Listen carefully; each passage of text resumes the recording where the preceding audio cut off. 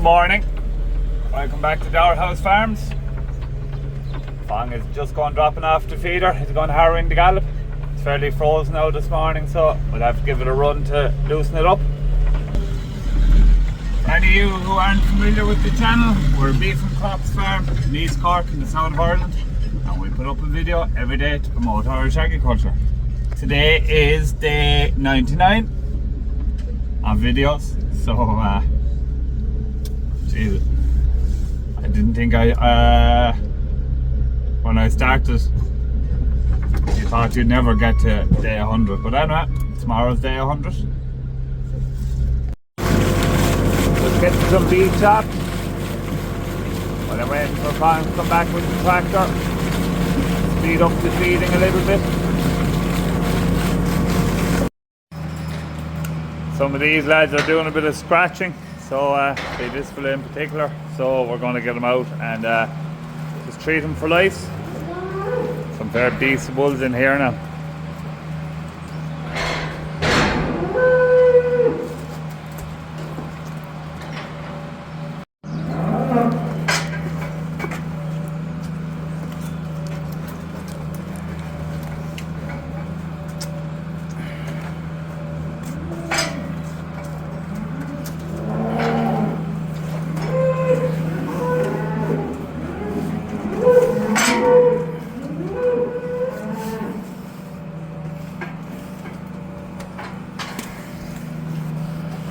Good. Yeah.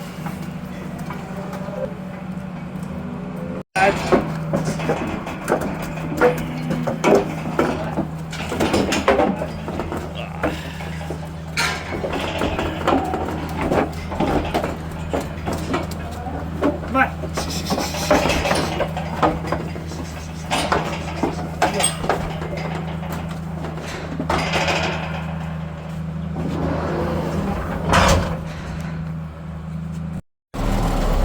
This is the second diet going out now.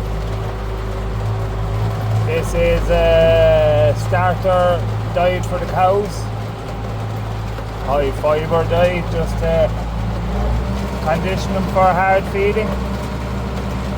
It's very important too when you're finishing cattle to first condition their rumen and their stomachs for a high energy diet.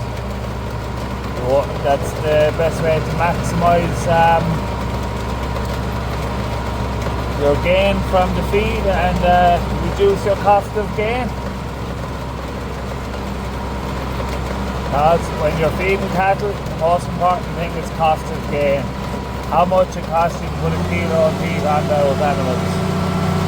Including that cost then is your feed costs, your housing costs, your fixed costs, or your feed costs and your fixed costs. And that's the number we focus on to try and keep it as low as possible for both our own cattle and our clients' cattle, to ensure that we can maximise their return on investment.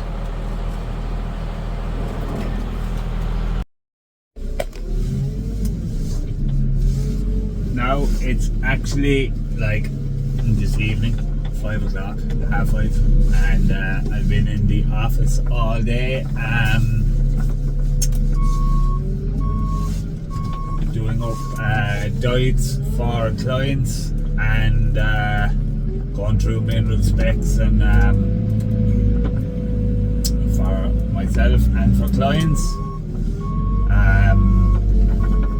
and a couple of meetings this time of the year now. That's what unfortunately entails a lot of meetings and a lot of phone calls and a lot of pricing for next year's products and etc, etc. So nothing that would even remotely interest you. So I didn't do any filming, needless to say, but I'm out there now and I'm getting the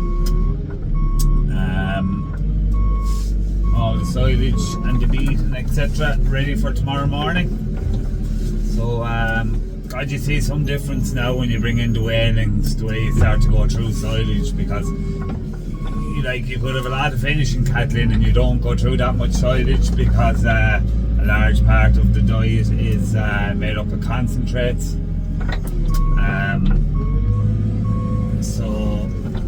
we actually feed surprisingly low amount of concentrates. It's sort of another bow in our string as to why we can finish cattle that little bit cheaper. So it's just all about getting a balanced diet as opposed to a really needlessly powerful diet. So there's a bit of this whole crop of heating now around the edges, and it's annoying me. And it's cut back the silage pit now tomorrow. That's enough of that silage. We're using two different silages now. Silages? Yeah, I suppose that's the word at the moment. And whole crop beef. I did actually buy 50-50 maize meal and barley the other day, and some more soya, because look, we're feeding more cattle than we anticipated, which is good. And hopefully I'll be in a position to keep more barley next year. Watch this space. So what am I doing? I'm going on something. I have the straw ready, I have the silage ready. I think I'll leave it at that now. Yeah. So I'll just push in the silage now.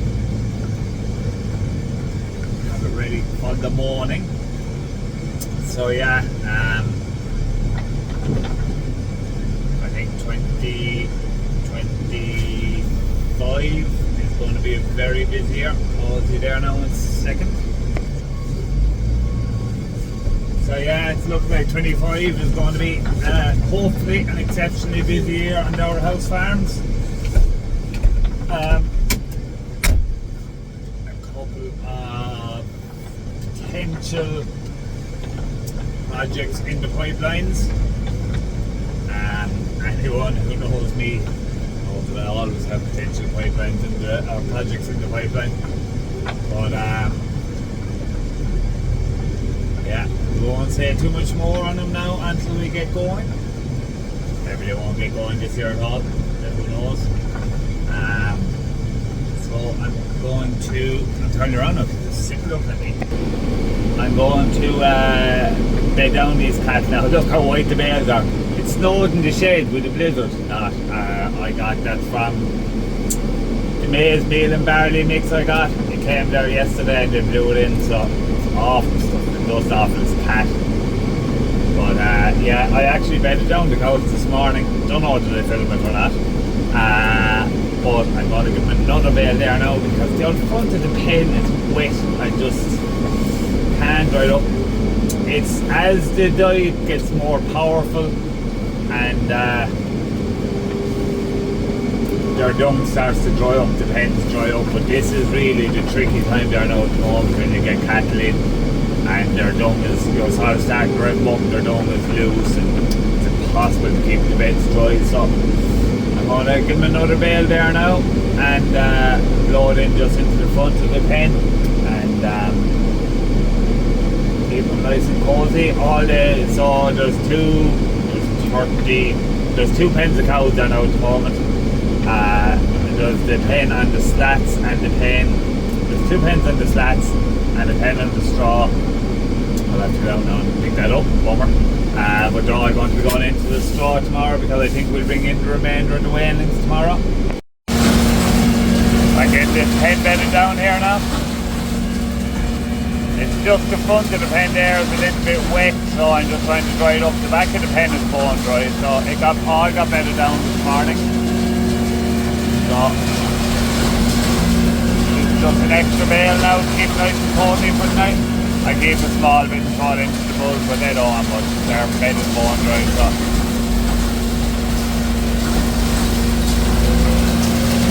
I should help dry it up there now. The bean straw is great. We'll give the bulls a little bit, just in case they feel left out.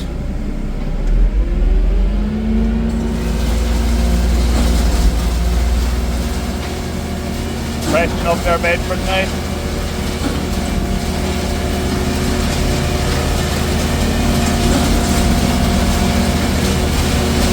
So this shed, like, it would be better if it was slatted at the front, but this pen is used for well, it was built for rearing calves, even though there's probably cattle finished in it for like 8 months of the year. There's calves only reared in there for 3 or 4 months of the year, but we have no other calf rearing shed, whereas we do have cattle finishing sheds. So yeah, oops. Sorry, I dropped my phone. We would prefer to have all our finishing cattle on slats, no doubt about it, and hopefully we will in time, but there's no benefit to having them on straw. Only I suppose straw bedded sheds are a bit cheaper to build than a slatted house, alright, but like with the price of straw last year, now that's not to say straw will be as dear every year as it was last year, but I can't see it falling back too far because the acreage just isn't there anymore. But and look, we do like a bit of, we definitely do like farmyard manure and having a good bit of it because it is good for the tillage ground. So